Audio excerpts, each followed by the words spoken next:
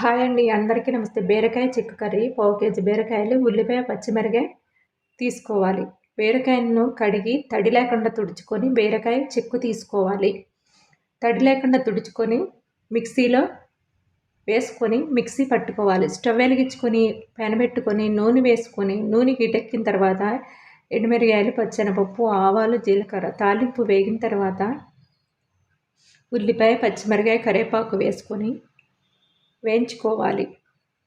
చిన్న స్పూను పసుపు, సరిపడినంత సాల్ట్ వేసుకొని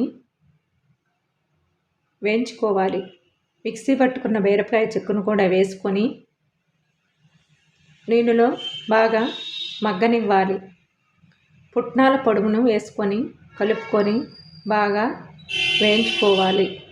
సరిపడినంత కారం వేసుకొని వేగిన తర్వాత స్టవ్ ఆఫ్ చేసుకోవాలి. బీరకాయ చెక్కు కర్రీ అండి.